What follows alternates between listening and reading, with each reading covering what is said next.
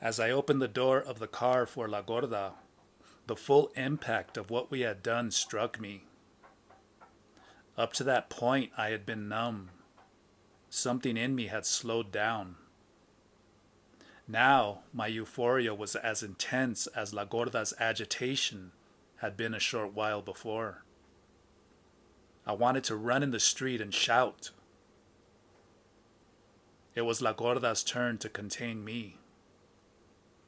She squatted and rubbed my calves. Strangely enough, I calmed down immediately. I found that it was difficult for me to talk. My thoughts were running ahead of my ability to verbalize them. I did not want to drive back to her hometown right away. There seemed to be still so much more to do. Since I could not explain clearly what I wanted, I practically dragged a reluctant Gorda back to the plaza. But there were no empty benches at that hour. I was famished, so I pulled her into a restaurant. She thought she could not eat, but when they brought the food, she turned out to be as hungry as I was. Eating relaxed us completely. We sat on the bench later that night. I had refrained from talking about what happened to us until we had a chance to sit there. La Gorda was at first unwilling to say anything. My mind was in a peculiar state of exhilaration. I had had similar moments with Don Juan, but associated, as a rule, with the aftereffects of hallucinogenic plants. I began by describing to La Gorda what I had seen. The feature of those luminous eggs that had impressed me the most was their movements. They did not walk. They moved in a floating manner, yet they were grounded. The way they moved was not pleasing. Their movements were stilted, wooden, and jerky. When they were in motion, the whole egg shape became smaller and rounder. They seemed to jump or jerk or shake up and down with great speed. The result was a most annoying nervous shivering. Perhaps the closest I can get to describing the physical discomfort caused by their motion would be to say that I felt as if the images on a moving picture screen had been speeded up. Another thing that had intrigued me was that I could not detect any legs. I had once seen a ballet production in which the dancers mimicked the movement of soldiers on ice skates. For that effect, they wore loose tunics that hung all the way to the floor. There was no way to see their feet, thus the illusion that they were gliding on ice. The luminous eggs that paraded in front of me gave me the impression that they were sliding on a rough surface. Their luminosity shook up and down, almost imperceptibly, yet enough to make me nearly ill. When the eggs were in repose, they became elongated. Some of them were so long and rigid that they brought to mind the idea of a wooden icon. Another even more disturbing feature of the luminous eggs was the absence of eyes. I had never realized so acutely how we are drawn to the eyes of living beings. The luminous eggs were thoroughly alive. They were observing me with great curiosity. I could see them jerking up and down, leaning over to watch me, but without any eyes. Many of the luminous eggs had black spots on them, huge spots below the midsection. Others did not.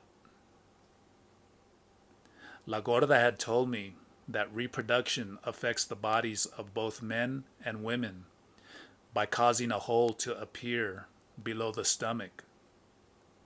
But the spots on those luminous eggs did not seem like holes to me.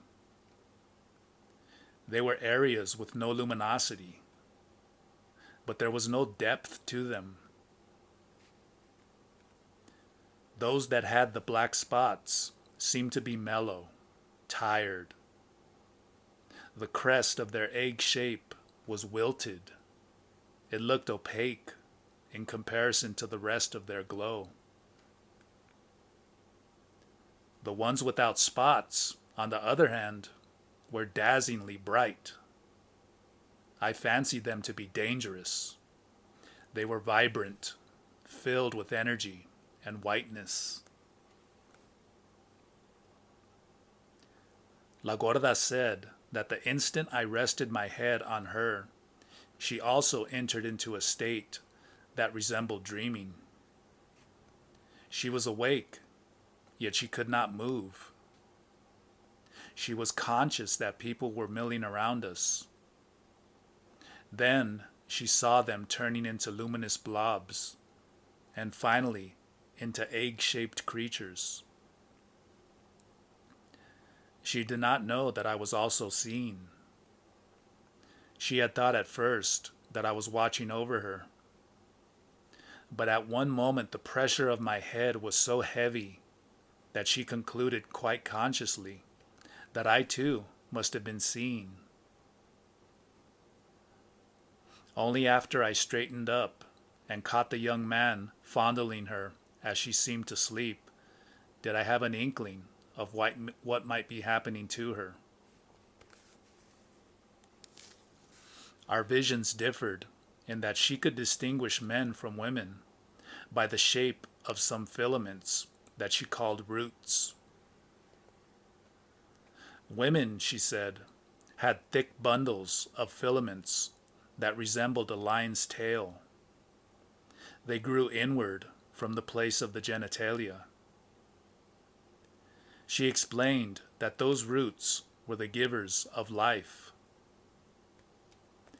The embryo, in order to accomplish its growth, attaches itself to one of those nurturing roots and thoroughly consumes it, leaving only a hole.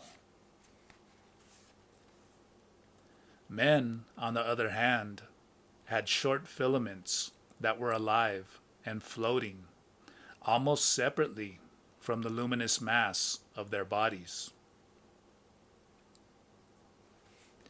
I asked her what in her opinion was the reason we had seen together. She declined to make any comment, but she coaxed me to go ahead with my speculations.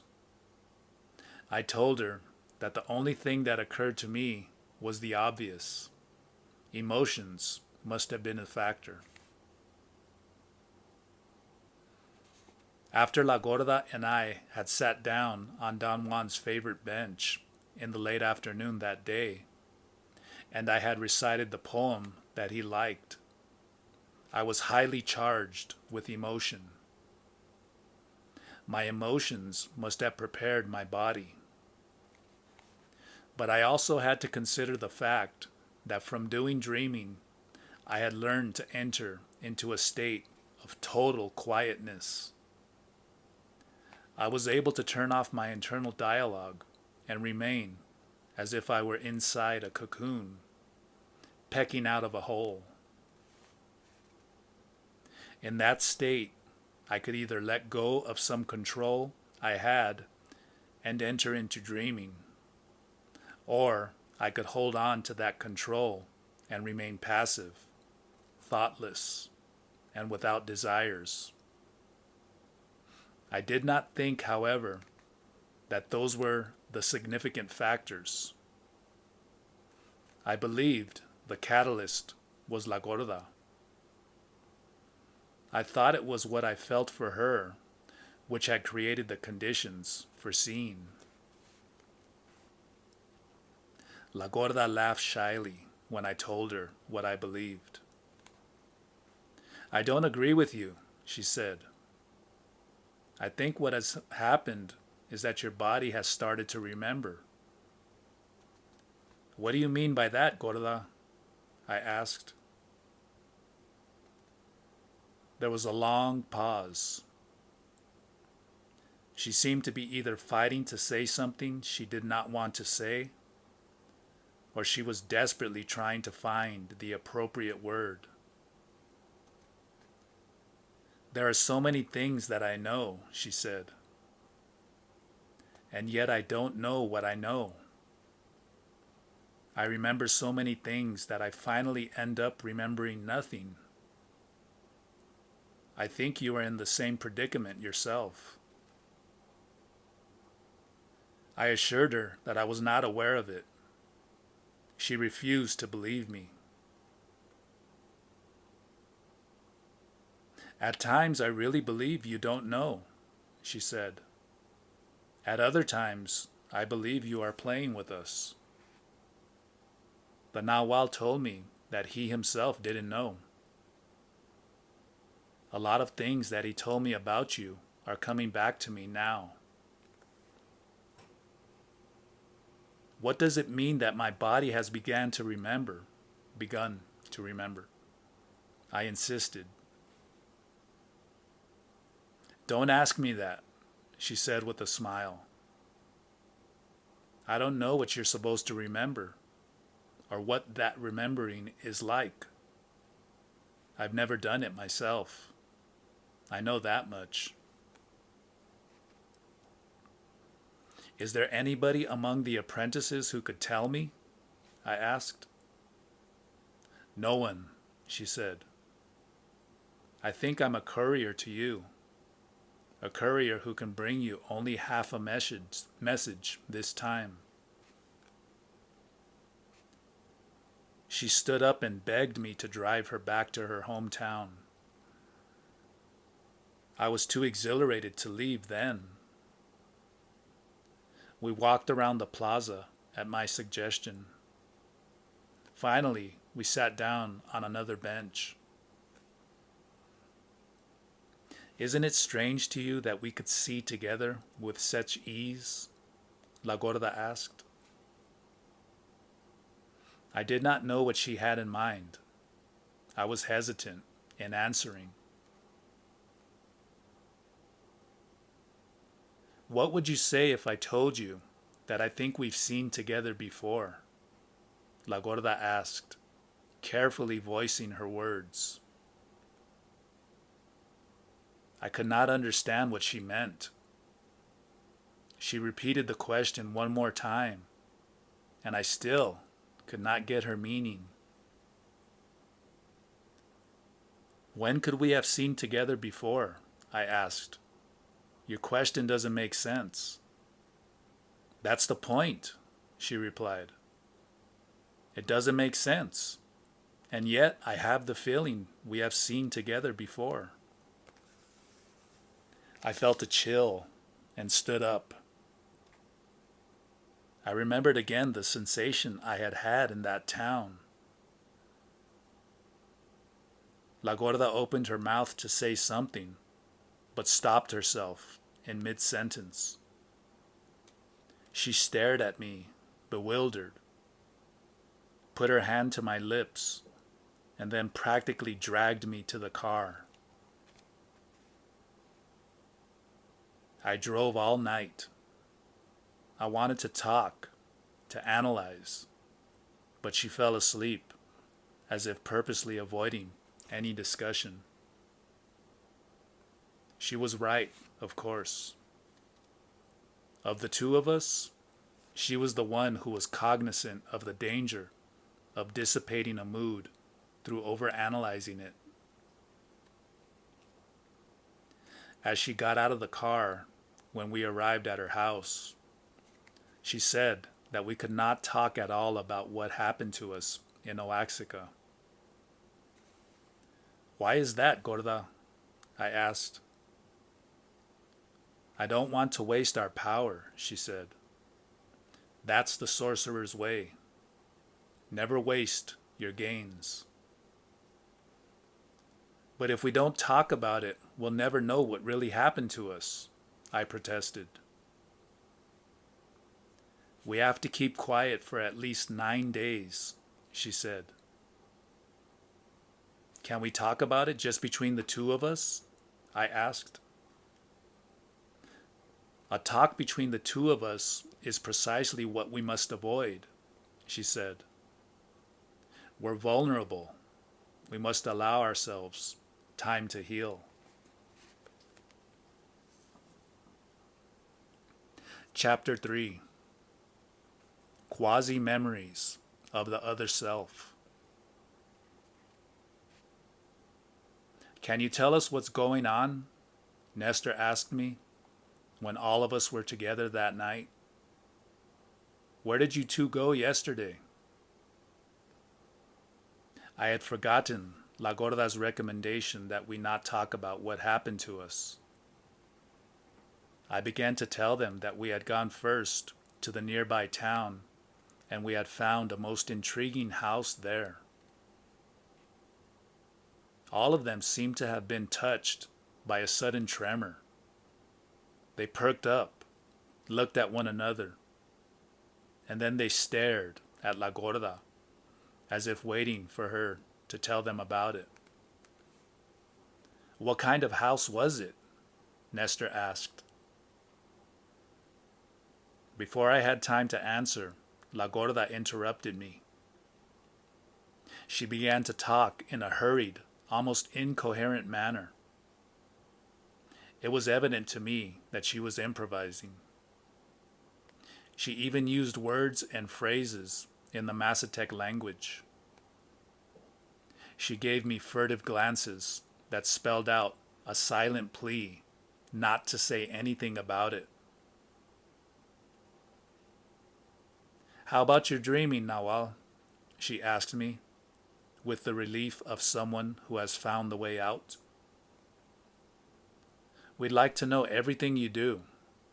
I think it's very important that you tell us. She leaned over, and as casually as she could, she whispered in my ear that because of what had happened to us in Oaxaca, I had to tell them about my dreaming. Why would it be important to you? I said loudly. I think we are very close to the end, La Gorda said solemnly. Everything you say or do to us is of key importance now. I related to them the events of what I considered my true dreaming. Don Juan had told me that there was no point in emphasizing the trials. He gave me a rule of thumb. If I should have the same vision 3 times, he said, I had to pay extraordinary attention to it. Otherwise, a neophyte's attempts were merely a stepping stone to building the second attention. I dreamed once that I woke up and jumped out of bed, only to be confronted by myself, still sleeping in bed. I watched myself asleep and had the self-control to remember that I was dreaming. I followed then the directions Don Juan had given me, which were to avoid sudden jolts or surprises, and to take everything with a grain of salt. The dreamer has to get involved, Don Juan said, in dispassionate experimentations. Rather than examining his sleeping body, the dreamer walks out of the room. I suddenly found myself, without knowing how, outside my room.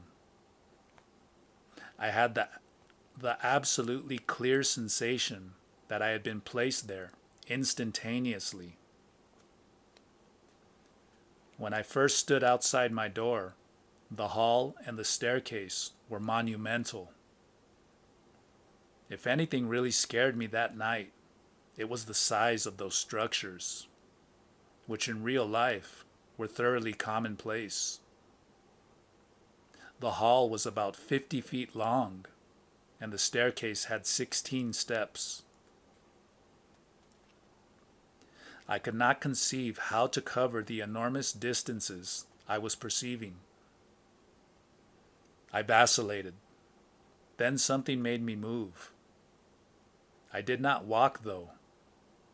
I did not feel my steps. Suddenly, I was holding on to the railing. I could see my hands and forearms, but I did not feel them. I was holding on by the force of something that had nothing to do with my musculature, as I know it. The same thing happened when I tried to go down the stairs. I did not know how to walk. I just could not take a step. It was as if my legs were welded together. I could see my legs by leaning over, but I could not move them forward or laterally, nor could I lift them up toward my chest. I seemed to be stuck to the top step.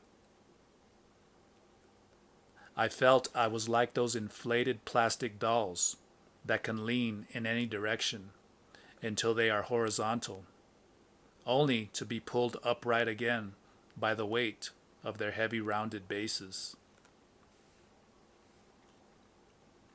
I made a supreme effort to walk and bounced from step to step like a clumsy ball. It took an incredible degree of attention to get to the ground floor.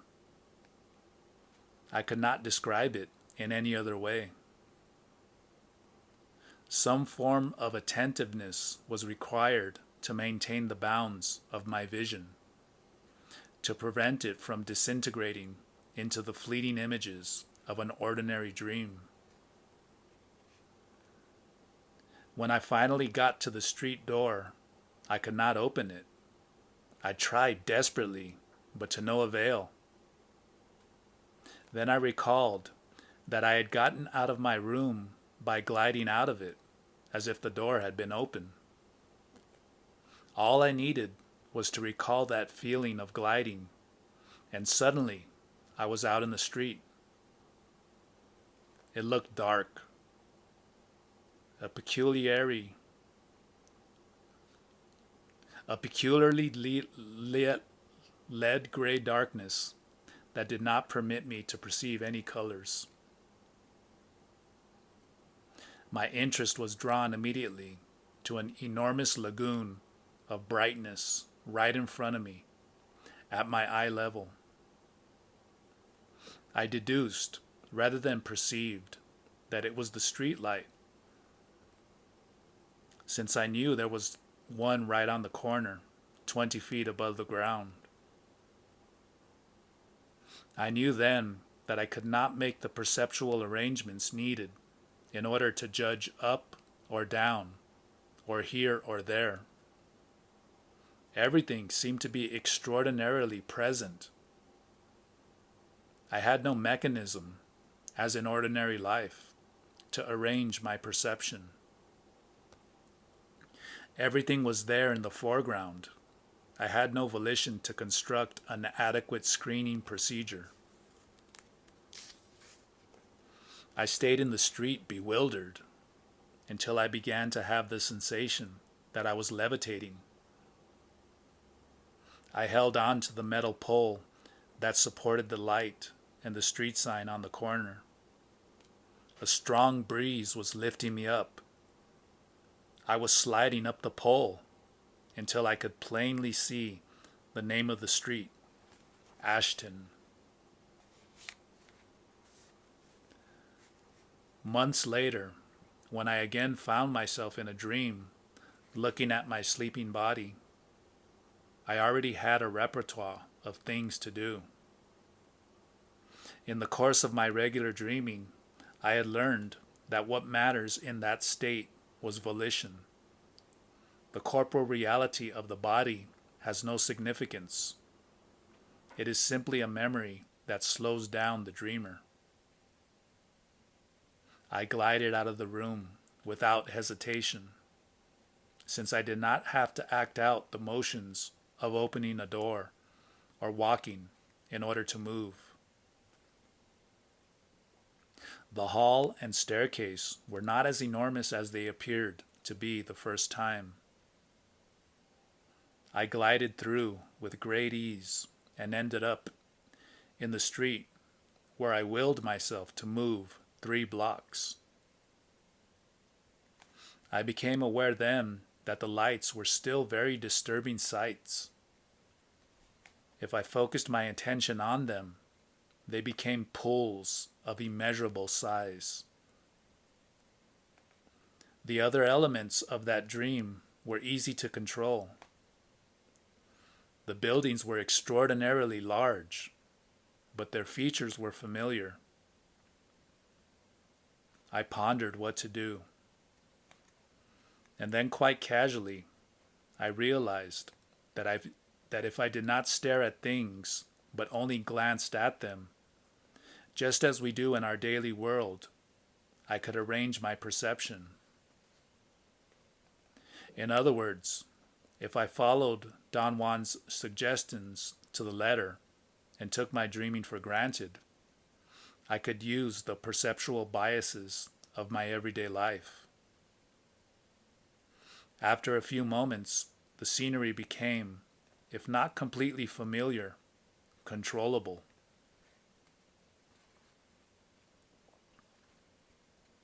The next time I had a similar dream, I went to my favorite coffee shop on the corner.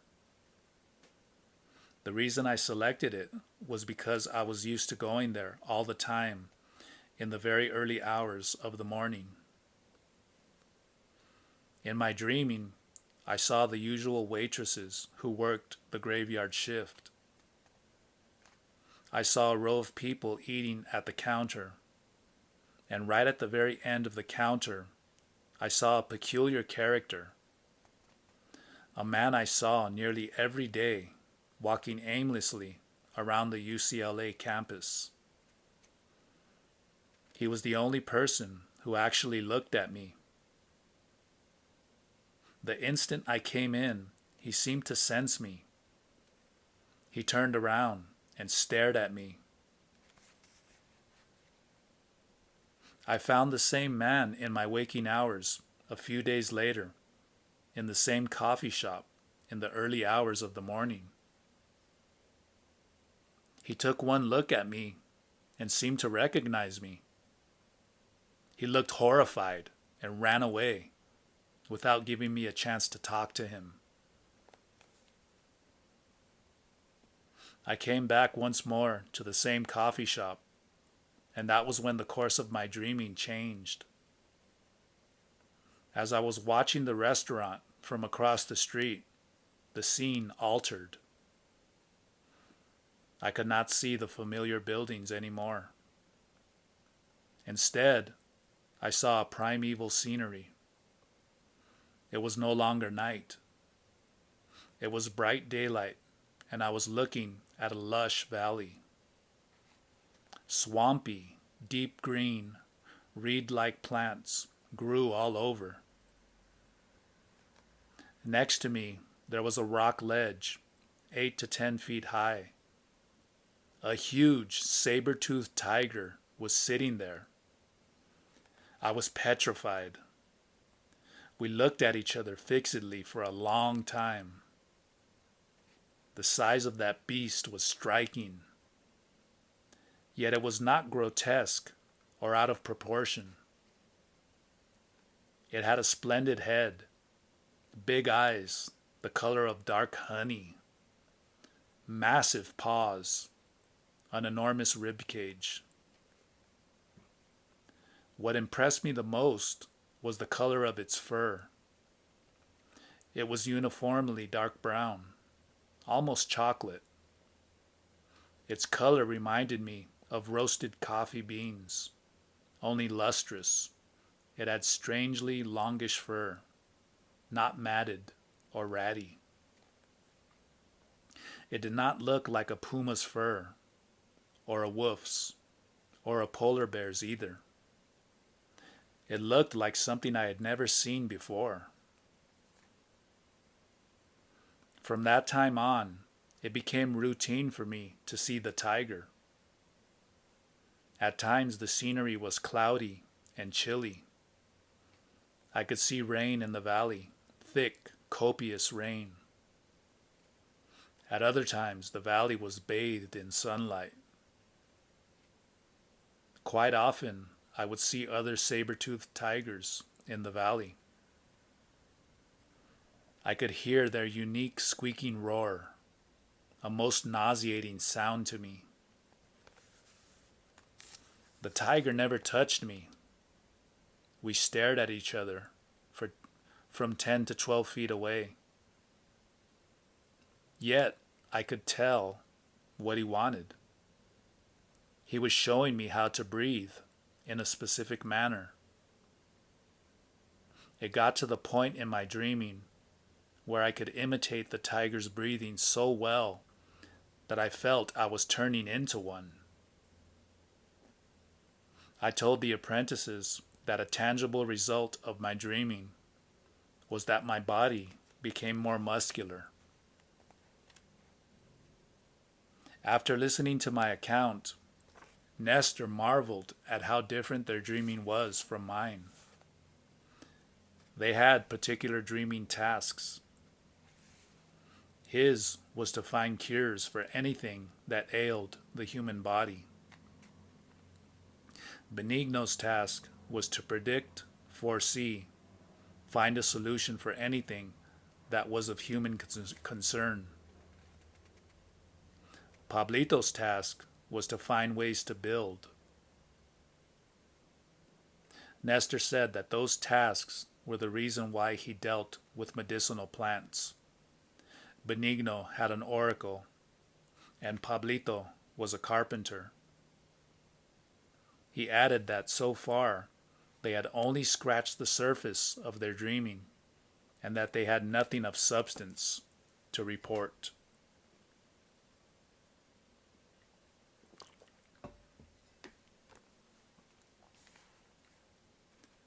You may think that we've done a great deal, he went on, but we haven't.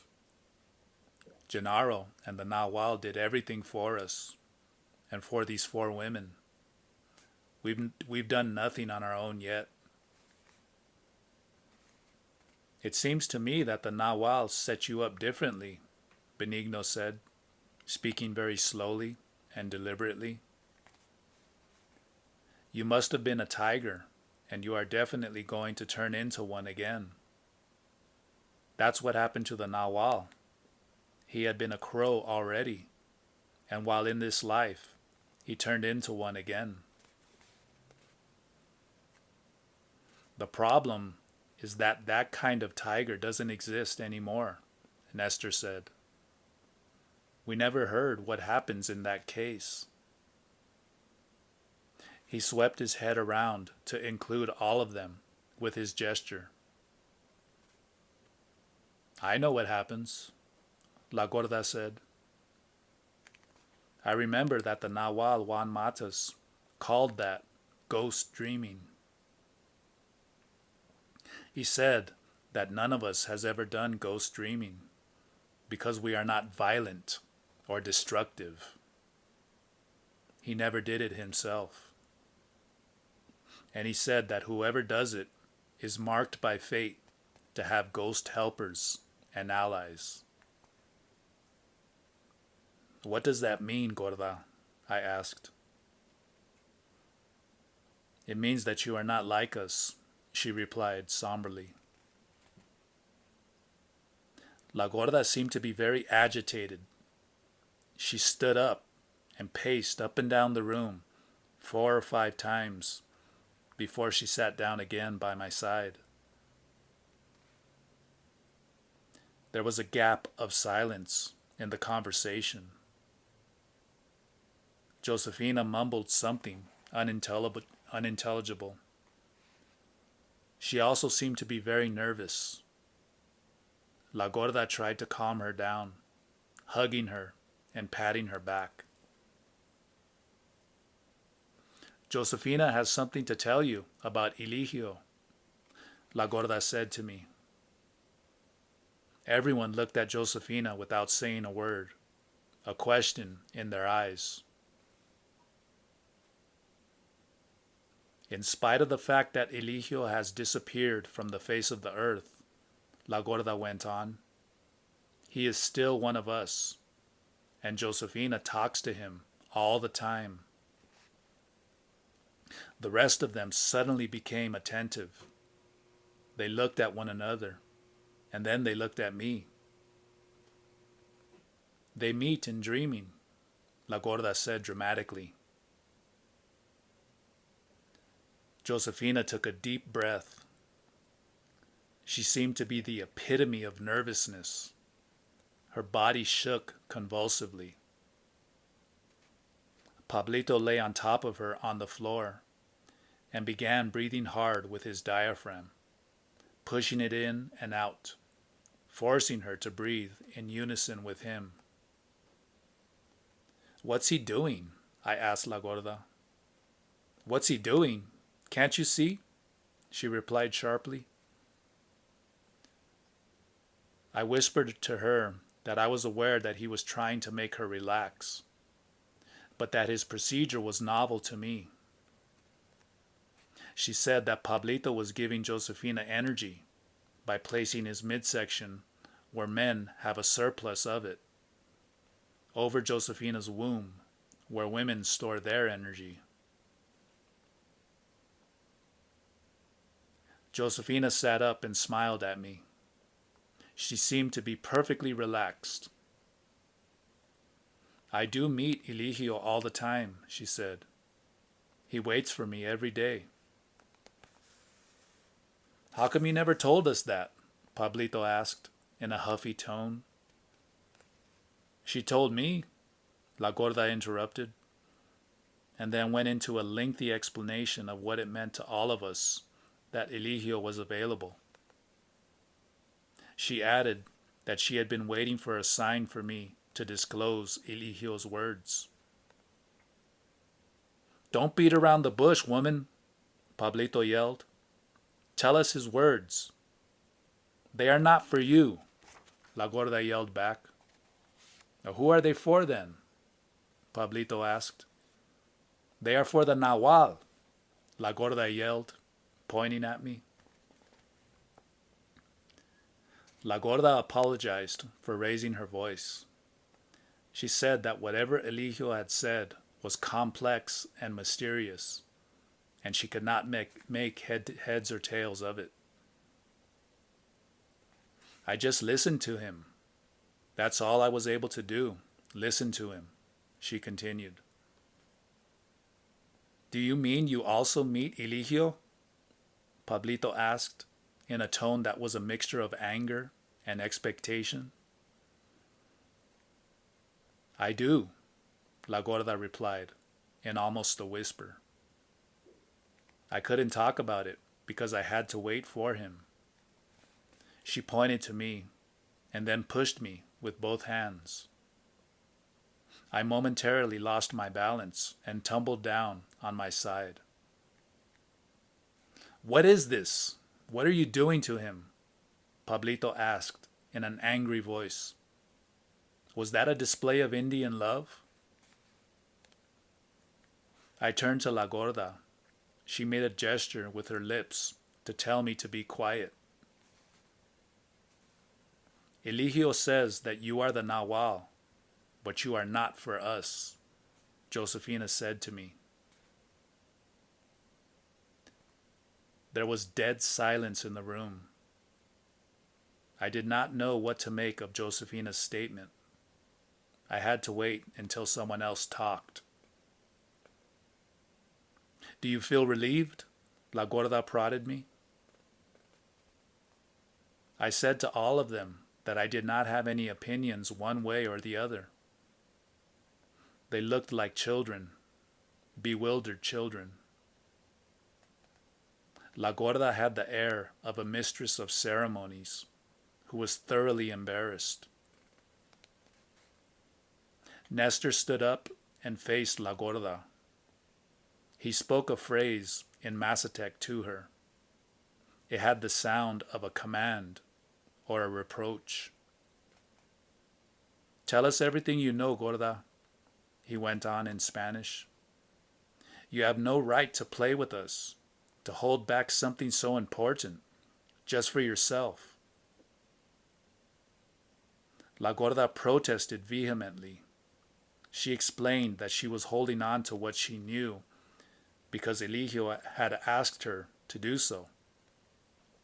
Josefina assented with a nod of her head. Did he tell all this to you or to Josefina? Pablito asked. We were together, La Gorda said in a barely audible whisper. You mean you and Josefina dreamed together? Pablito exclaimed breathlessly. The surprise in his voice corresponded to the shock wave that seemed to go through the rest of them. What exactly has Eligio said to you two? Nestor asked when the shock had subsided. He said that I should try to help the Nahual remember his left side, La Gorda said. Do you know what she's talking about? Nestor asked me. There was no possibility that I would have known. I told them that they should turn to themselves for answers, but none of them voiced any suggestions. He told Josefina other things which she can't remember, La Gorda said. So we are in a real fix. Eligio said that you are definitely the Nahual and you have to help us, but that you are not for us. Only upon remembering your left side can you take us to where we have to go. Nestor spoke to Josefina in a fatherly manner and urged her to remember what Eligio had said. Rather than insisting that I should remember something which must have been in some sort of code, since none of us could make sense of it. Josefina winced and frowned as if she were under a heavy weight that was pushing her down. She actually looked like a rag doll that was being compressed. I watched in true fascination. I can't, she finally said. I know what he's talking about when he speaks to me, but I can't say now what it is. It doesn't come out. Do you remember any words? Nestor asked. Any single words? She stuck her tongue out, shook her head from side to side, and screamed at the same time. No, I can't, she said after a moment. What kind of dreaming do you do, Josefina? I asked. The only kind I know, she snapped. I've told you how I do mine, I said. Now tell me how to do yours. I close my eyes and I see this wall, she said. It's like a wall of fog. Eligio waits for me there. He takes me through it and shows me things, I suppose. I don't know what we do, but we do things together. Then he brings me back to the wall and lets me go. And I come back and forget what I've seen. How did you happen to go with La Gorda? I asked. Eligio told me to get her, she said. The two of us waited for La Gorda. And when she went into her dreaming, we snatched her and pulled her behind that wall. We've done that twice. How did you snatch her? I asked. I don't know, Josefina replied. But I'll wait for you, and when you do your dreaming, I'll snatch you, and then you'll know. Can you snatch anyone? I asked. Sure, she said, smiling. But I don't do it because it's a waste. I snatched La Gorda because Eligio told me that he wanted to tell her something on account of her being more level-headed than I am. Then Eligio must have told you the same things, Gorda, Nestor said with a firmness that was not familiar to me. La Gorda made an unusual gesture of lowering her head, opening her mouth on the sides, shrugging her shoulders, and lifting her arms above her head. Josefina has told you what happened, she said. There is no way for me to remember. Eligio speaks with a different speed. He speaks, but my body cannot understand him. No, my body cannot remember. That's what it is. I know he said that the Nahual here will remember and will take us to where we have to go. He couldn't tell me more because there was so much to tell and so little time. He said that somebody, and I don't remember who, is waiting for me in particular. Is that all he said? Nestor insisted. The second time I saw him, he told me that all of us will have to remember our left side, sooner or later, if we want to get to where we have to go. But he is the one who has to remember first. She pointed to me and pushed me again, as she had done earlier. The force of her shove sent me tumbling like a ball. What are you doing this for, Gorda? I asked, a bit annoyed at her. I'm trying to help you remember, she said. The Nahual Juan Matas told me that I should give you a push from time to time in order to jolt you. La Gorda hugged me in a very abrupt movement. Help us, Nahual, she pleaded. We are worse off than dead if you don't.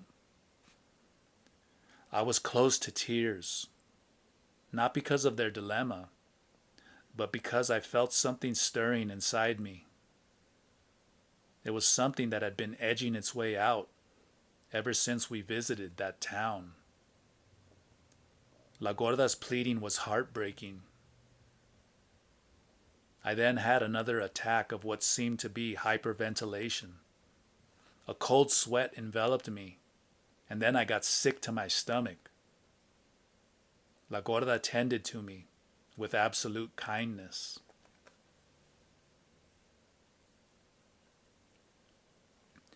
True to her practice of waiting before revealing a finding, La Gorda would not consider discussing our scene together in Oaxaca. For days, she remained aloof and determinedly uninterested. She would not even discuss my getting ill. Neither would the other women. Don Juan used to stress the need for waiting for the most appropriate time to let go of something that we hold. I understood the mechanics of La Gorda's actions, although I found her insistence on waiting rather annoying and not in accord with our needs. I could not stay with them too long, so I demanded that all of us should get together and share everything we knew. She was inflexible. We have to wait, she said. We have to give our bodies a chance to come up with a solution. Our task is the task of remembering, not with our minds, but with our bodies. Everybody understands it like that. She looked at me inquisitively. She seemed to be looking for a clue that would tell her that I too had understood the task. I admitted to being thoroughly mystified, since I was the outsider. I was alone, while they had one another for support. This is the silence of warriors, she said, laughing, and then added in a conciliatory tone. This silence doesn't mean that we can't talk about something else.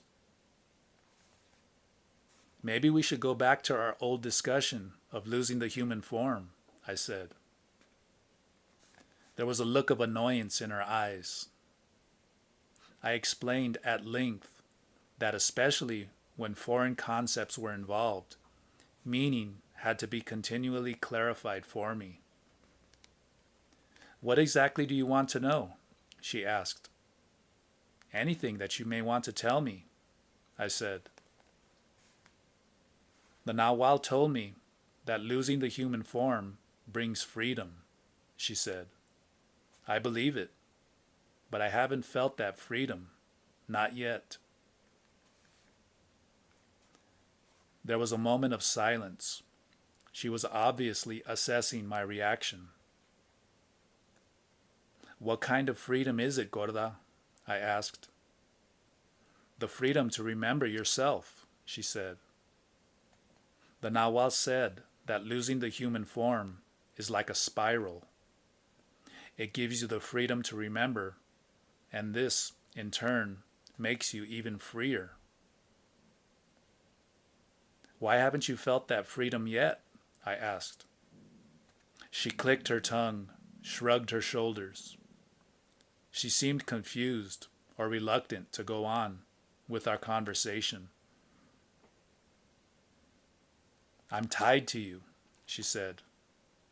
Until you lose your human form in order to remember, I won't be able to know what that freedom is. But perhaps you won't be able to lose your human form unless you remember first. We shouldn't be talking about this anyway. Why don't you go and talk to the Gennaros? She sounded like a mother sending her child out to play. I did not mind that in the least. From someone else, I could easily have taken the same attitude as arrogance or contempt. I liked being with her. That was the difference. I found Pablito, Nestor, and Benigno in Gennaro's house, playing a strange game. Pablito was dangling about 4 feet above the ground, inside something that seemed to be a dark leather harness strapped to his chest, under his armpits. The harness resembled a thick leather vest. As I focused my attention on it, I noticed that Pablito was actually standing on some thick straps that looped down from the harness like stirrups. He was suspended in the center of the room by 2 ropes, strung over a thick, round, transverse beam that supported the roof. Each rope was attached to the harness itself, over Pablito's shoulders, by a metal ring. Nestor and Benigno each held a rope. They were standing, facing each other, holding Pablito in mid-air by the strength of their pull. Pablito was holding on with all his strength to 2 long, thin poles that were planted in the ground and fitted comfortably in his clasped hands. Nestor was to Pablito's left and Benigno to his right. The game seemed to be a 3-sided tug-of-war, a ferocious battle between the ones who were tugging and the one who was suspended. When I walked into the room, all I could hear was the heavy breathing of Nestor and Benigno. The muscles of their arms and necks were bulging with the strain of pulling. Pablito kept an eye on both of them, focusing on each one at a time, with a split-second glance. All 3 were so absorbed in their game that they did not even notice my presence, or if they did, they could not afford to break their concentration to greet me. Nestor and Benigno stared at each other for 10 to 15 minutes in total silence. Then Nestor faked letting his rope go. Benigno did not fall for it, but Pablito did. He tightened the grip of his left hand and braced his feet on the poles in order to strengthen his hold. Benigno used the moment to strike and gave a mighty tug at the precise instant that Pablito eased his grip. Benigno's pull caught Pablito and Nestor by surprise. Benigno hung from the rope with all his weight. Nestor was outmaneuvered. Pablito fought desperately to balance himself. It was useless. Benigno won the round. Pablito got out of the harness and came to where I was. I asked him about the extraordinary game. He seemed somehow reluctant to talk. Nestor and Benigno joined us after putting away their gear. Nestor said that their game had been designed by Pablito, who found the structure in dreaming and then constructed it as a game. At first, it was a device for tensing the muscles of two of them at the same time. They used to take turns at being hoisted. But then Benigno's dreaming gave them the entry into a game where all three of them tensed their muscles and they sharpened their visual prowess by remaining in a state of alertness, sometimes for hours. Benigno thinks now that it is helping our bodies to remember, Nestor went on. La Gorda, for instance, plays it in a weird way. She wins every time, no matter what position she plays. Benigno thinks that's because her body remembers. I asked them if they also had the silence rule. They laughed. Pablito said that La Gorda wanted more than anything else to be like the Nahual Juan Matas. She deliberately imitated him up to the most absurd detail. Do you mean we can talk about what happened the other night? I asked, almost bewildered, since La Gorda had been so emphatically against it. We don't care, Pablito said. You're the Nahual. Benigno here remembered something real weird, Nestor said without looking at me. I think it was a mixed-up dream myself, Benigno said. But Nestor thinks it wasn't.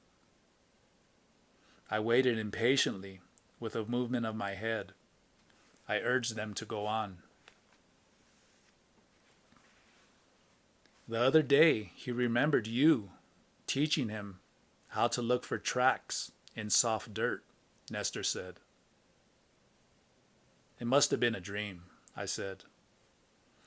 I wanted to laugh at the absurdity, but all three of them looked at me with pleading eyes. It's absurd, I said. Anyway, I better tell you now that I have a similar recollection, Nestor said. You took me to some rocks and showed me how to hide. Mine was not a mixed-up dream. I was awake. I was walking with Benigno one day, looking for plants, and suddenly I remembered you teaching me. So I hid as you taught me and scared Benigno out of his wits. I taught you? How could that be? When? I asked. I was beginning to get nervous. They did not seem to be joking. When? That's the point, Nestor said. We can't figure out when. But Benigno and I know it was you. I felt heavy, oppressed, My breathing became difficult. I feared I was going to get ill again. I decided right then to tell them about what La Gorda and I had seen together. Talking about it relaxed me. At the end of my recounting, I was again in control of myself. The Nahual Juan Matas left us a little bit open, Nestor said. All of us can see a little. We see holes in people who have had children, and also from time to time, we see a little glow in people. Since you don't see at all, it looks like the Nahual left you completely closed so that you will open yourself from within. Now you've helped La Gorda, and she either sees from within or she's merely riding on your back. I told them that what had happened in Oaxaca may have been a fluke. Pablito thought that we should go to Gennaro's favorite rock and sit there with our heads together. The other two found his idea brilliant. I had no objections. Although we sat there for a long time, nothing happened. We did get very relaxed, however. While we were still sitting on the rock, I told them about the two men La Gorda had believed to be Don Juan and Don Gennaro. They slid down and practically dragged me back to La Gorda's house. Nestor was the most agitated. He was almost incoherent. All I got out of them was that they had been waiting for a sign of that nature. La Gorda was waiting for us at the door. She knew what I had told them. I just wanted to give my body time, she said before we had said anything. I have to be dead sure, which I am. It was the Nahual and Gennaro. What's in those shacks? Nestor asked. They didn't go inside them, La Gorda said. They walked away toward the open fields, toward the east, in the direction of this town. She seemed bent on appeasing them. She asked them to stay. They did not want to. They excused themselves and left.